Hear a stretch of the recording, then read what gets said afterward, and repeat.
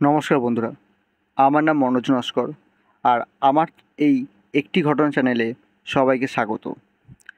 আমি এখানে প্রত্যেকের জীবনে ঘটে যাওয়া একটি অলৌকিক ভৌতিক ঘটনা শোনাতে চলেছি। আজকের প্রথম ঘটনাটি আমার জীবনে ঘটে যাওয়া একটি ঘটনা দিয়ে শুরু করছি। ঘটনা ঘটেছিল আজ থেকে প্রায় 5-7 বছর আগেকার সময়। সালটা ছিল 2016। আমরা সবাই জানি গ্রামের দিকে ওই মাঘ ফাল্গুন মাসের দিকে একটি কালী পুজো হয়।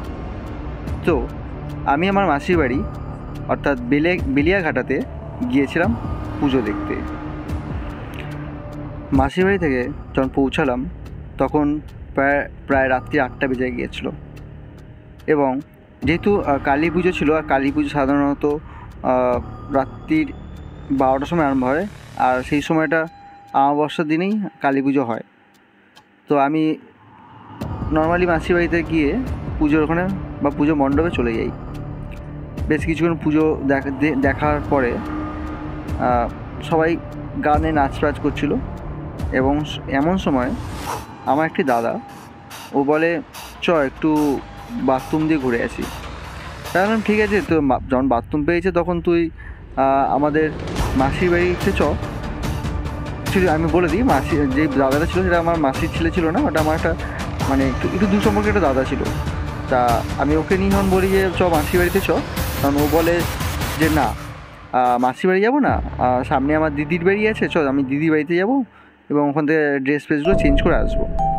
আমি বললাম ঠিক আছে, তাহলে একটু বাদে বলো আচ্ছা ঠিক আছে। তখন প্রায় রাত্রির 2-2:30 বাজতে চলেছে। তা কিছুক্ষণ মণ্ডপে থাকার পরে আমি ও দাদাকে বলি ঠিক আছে এবার তখন আমি ওকে নিয়ে ও দিদির বাড়িতে যাই। এবং রাস্তাটা এতটাই অন্ধকার ছিল যে গাটা একটু ছমছমি করছিল। তার আগে বলে রাখি যে আমি ভূত প্রেতে কখনোই বিশ্বাস করি না বা করতাম না। এখন সেটা হয়ে গেছে, বিশ্বাস এসে গেছে যে না, হ্যাঁ, যখন পজিটিভ এনার্জি আছে তখন নেগেটিভ এনার্জি তো অবশ্যই থাকবে। তখন আমি ওকে নিয়ে যখন যাই তখন 2:30 বেজে রয়েছে অলরেডি। এবার ঘটনা শুরু হয়েছে এখান থেকে যে আমি যখন ও দিদির বাড়িতে যাই, দিদির বাড়িতে যাওয়ার পর দেখি দিদির বাড়িতেও গেটে তালা দেওয়া। তা আমি ওকে বলি তাহলে কী করবি, তুই চলে একটা কাজ কর, আমার মাসির বাড়িতে সামনেই মাসির বাড়ি আছে, মাসির বাড়ি থেকে তুই বাথরুমটা করে নিস। তা ও বলে যে না ঠিক আছে। আমি আর গ্রামে সাধারণত যেহেতু অন্ধকার থাকে, আর রাস্তায় লাইট ছিল যেহেতু পুজো চলছিল তাই লাইটটা ছিল, বাট ওর দিদির বাড়ির সামনে লাইটটা ছিল না। তা ও একটা কাজ করলো, আমাদের কল থেকে জল নিয়ে নিল, জল নিয়ে বললো ঠিক আছে, একটা বালতিতে করে জল ভরে নিয়েছে, নিয়ে বলছে ঠিক আছে আমার সঙ্গে সামনে মাঠটা ছিল, ওই মাঠে বলছে ঠিক আছে মাঠে তাহলে একটু বাথরুম করে আসি। আমি বললাম রাত্রে বাথরুম করতে মাঠে যাবি, আমার মতে তার থেকে কারোর বাড়িতে গেলে ভালো হয় না? ও বললো যে না, আমার মনে হয় যে কারোর বাড়িতে না গিয়ে মাঠে চলে যাই। আমি বললাম ঠিক আছে। এবারে সাধারণত মানে ও সেদিনকে ড্রিঙ্ক করেছিল। এবারে ও হয়তো অতটা বুঝতে পারিনি বা কিছু খেয়াল করেনি। আমি নর্মালি ওকে নিয়ে এবার মাঠে নামতে শুরু করি। মাঠের থেকে জাস্ট কয়েক পা গেছি, দেন আমার মনে হলো আমার শরীরের মধ্যে দিয়ে কিছু একটা এপার ওপার করলো, এবং আমি ওখানে দাঁড়িয়ে পড়লাম। কিছুটা অদ্ভুত ফিল হয়েছিল, মনে হলো আমার শরীরটাকে কেউ টাচ করে বেরোচ্ছে। সেই সময়টা একটু মানে নিজেরই কেন অস্বস্তি ফিল হয়। তা আমি সেই জিনিসটা না ভেবে আরেকটু এগিয়ে যাই। দেন আমার সেম জিনিসটা আমার সাথে আবার ঘটে, যে মনে হলো আমাকে কেউ টাচ করে বেরোচ্ছে, এবং ইনস্ট্যান্টলি আমার গা পুরো ভারী হয়ে গেছিলো, আর সারা গায়ে লোম একদম দাঁড়িয়ে গেছিলো, যে মানে একটা ভয় পেয়ে গেছিলাম। এর আমি দাদাকে বললাম যে আমি জাস্ট ওর নাম প্রকাশ্যে আনছি না, আমি ওকে ডাকলাম। তা ও সঙ্গে সঙ্গে বললো ঠিক আছে বুঝে গেছি। এবার আমি সেখান থেকে যখন উঠে আসছি দেখলাম কিছু একটা ছায়া মূর্তি মানে আমার সামনে দিয়ে একটু ক্রস করে বেরিয়ে গেল। আমি অতটা তোয়াক্কা না করে আমি নর্মালি উঠে আসলাম। উঠে এসে ওকে নিয়ে আমি ডিরেক্ট চলে আসলাম মাসির বাড়ির দিকটাতে। তো তখন মাসির বাড়িতে বাথরুম করলো, এবং আমি ওকে নিয়ে ওর সাথে আমি আবার পুজো মণ্ডপে চলে আসি।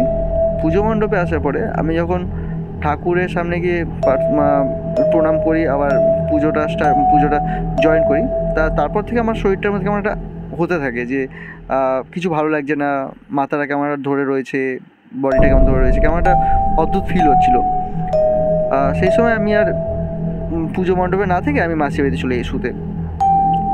মাসির বাড়িতে যখন শুয়ে পড়ি তখন আমার শরীরটা অলরেডি ঠিকঠাকই আছে, মানে তখনও পর্যন্ত আমার সাথে কিছু হয়নি। ইভেন যখন আমি ঘুমিয়ে পড়েছি এবং সকালবেলা যখন উঠছি, মানে দেখছি আমার সারা মানে পিঠে কেমন একটা ব্যথা ব্যথা ফিল হচ্ছিলো। আমি যখন গেঞ্জিটা খুলে মাসিকেও দেখতে বলি যে পিঠে দেখো তো কিছু মানে লেগেছে বা কিছু হয়েছে, তা মাসি বলে পিঠের মধ্যে কিছু আঁচড়ের দাগ রয়েছে। হ্যাঁ, আঁচড়ের দাগ, আমার তো পিঠে সেইভাবে কেউ হাতও দেয়নি বা কোনো টাচও করেনি, দেখি পিঠের মধ্যে দাগ রয়েছে, কিছুটা নখের দাগের মতো।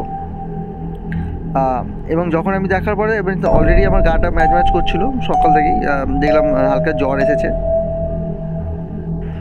যখন আমার জ্বরটা এসেছে তখন খুবই পরিমাণে এসে গেছিলো জ্বরটা, এবং আমি এতটাই জ্বর ছিল যে আমি বিছানাতে ঠিকঠাক উঠতে পারছিলাম না। তা সেই দিনটা আমি আর পুজো মণ্ডপে আর যাইনি, আমি ওখান থেকে চলে আসলাম। সকালবেলা মাসিকে বললাম ঠিক আছে আমি আর থাকবো না, আমি বিকেলের দিকে তাহলে বাড়ি চলে যাব। এবং আমি ওখান থেকে বিকেলবেলায় ওই 4টে সাড়ে 4টে নাগাদ আমি বাড়ি ফিরে আসি। এবং বাড়ি আসার পরে আমার সাথে কেমন একটা মনে হচ্ছে গাটা ভারীও রয়েছে, কোথাও যাচ্ছি মনে হচ্ছে আমার পিছন কেউ যাচ্ছে, কিছুক্ষণ এরকম হতে থাকে। তা মাকে যখন পুরো ব্যাপারটা বললাম, মা বললো ঠিক আছে তুই তাহলে পাশে কোথাও থেকে গিয়ে, আমার পাশে একটা মসজিদ ছিল, তা মসজিদ থেকে বললো তুই তাহলে একটু ঝাড়িয়ে আয়। তা আমি যাই মসজিদে গিয়ে, যখন মসজিদে উঠতে যাই তখন মসজিদে যে মৌলভী সাহেব থাকে উনি বলেন যে না মসজিদে ঢুকতে হবে না, তুমি নিচেই দাঁড়াও, এবং উনি আমাকে ঝাড়িয়ে দেয়। তা আমি সেই দিনটা অতটা কিছু হয়নি, আর বাড়ি চলে আসি, জ্বরটাও মোটামুটি কমে এসেছিলো। বাট ঠিক একদিন পর থেকে আমার শরীরে সেম আবার ওরকম জিনিস হতে থাকে যে শরীরটাকে আমার ব্যথা করছে, জ্বর লাগছে, পিঠে আবার হাতে আঁচড়ের দাগ লাগছে মনে হচ্ছে। তা আমি নর্মালি আমার পাশে একজন কালী বাড়িতে ঠাকুর আছে, উনি পুজো করেন, তা ওনার কাছে আমি যাই। উনি এইসব উনি একটু ঝাড়ফুঁক করেন, তা আমি ওনার কাছে যাই। ওনার কাছে গিয়ে আমি ঝাড়িয়ে নিই, এবং উনি পরপর 3 দিন আমাকে আসতে বলে। আমি প্রথম দিনকে যখন যাই প্রথম দিনকে ঝাড়াই, শরীরটা বেটার ফিল হচ্ছে। তারপর উনি আমাকে একটা মাদুলিও দেয়, মাদুলিটা পরে থাকি কদিন। তারপরে উনি যখন সেকেন্ড দিন যখন আমি ঝাড়াতে যাই তখন উনি বলেন যে যখন জল খেতে দেয় তখন আমার একটু অস্বস্তি ফিল হচ্ছিলো। আর যখন একটা কথা বলে রাখি, আমি ওর পর থেকে আমি যখন কিছু খেতেই যাচ্ছিলাম তখন ওকে আমার আষ্টা গন্ধ আমার ফিল হতো, যে না কোনো কিছু খেতে গেলে আমার আশ গন্ধ লাগছে। আমার মাছে যেমন একটা মাছ কাটলেই যেমন একটা গন্ধ বেরোয় না, সেরকম একটা গন্ধ বেরোতে থাকে। তা আমি নর্মালি বুঝতেই পারি যে কিছু একটা হয়েছে। তা আমি ওই যেই দিদিমা আমাকে ঝাড়াচ্ছিলেন সেই দিদিমাকে আমি বলি যে কি হয়েছে। উনি বলেন যে এরকম খুব খারাপ একটা দৃষ্টি পড়েছে, তা তুই মাদুরিটা পরে থাক, মাদুরিটা কখনই খুলবি না। ইভেন লাস্ট দিনকে যখন আমি ঝাড়াতে যাই, আমার যখন মানে ফু দিচ্ছে আমার গাতে, যখন ফু দিয়ে যাচ্ছে তখন মনে হচ্ছে যে আমার গা থেকে কিছু একটা, শরীরে কিছু একটা বেরিয়ে যাচ্ছে। ইভেন এই ফুটা উনি অনেকক্ষণ টাইম ধরে দিতে থাকে। অ্যাট লাস্ট মোমেন্টে যখন আমাকে পুরো ফুটা দিয়ে দিল, মনে হচ্ছে আমার গাটা পুরো হালকা করে, মানে আমার গা পুরো ছেড়ে দিয়েছে, মানে কিছু একটা আমার গা থেকে বেরিয়ে গেল। দেন তারপরে আমি মাদুলিটা পরে থাকতাম সবসময়, কখনই মাদুলিটা ছাড়া ঘুরতাম না বা ফিরতাম না। ইভেন তখন থেকে তারপর থেকে আমার শরীরটা একটু উন্নতির দিকে যায়, একটু শরীরটা একটু ভালো হতে থাকে, আর এখন আমি পুরোপুরি ঠিকঠাক আছি। আর এই ছিল আমার ঘটনা, ছোট্ট একটি ঘটনা। আরও পরে আরও ভালো ভালো ঘটনা আসবে। আর তোমরা যদি বা আপনারা যদি আপনাদের লাইফে কোনো এরকম কিছু ঘটনা ঘটে থাকে, আমাকে অবশ্যই মেসেজ করো হোয়াটসঅ্যাপে। আমার হোয়াটসঅ্যাপ নাম্বার 9874756293, অথবা মেল করতে পারো manojnoskor8@gmail.com। স্পেলিংটা বলে রাখি, MONAJNASKAR8@gmail.com। এই মেল আইডিতে আপনারা মেল করতে পারেন, নিজেদের ঘটনা পাঠান। আমি তুলে ধরবো আপনাদের ঘটনা, আপনাদের সাথে ঘটে যাওয়া কিছু ভৌতিক বা অলৌকিক ঘটনা।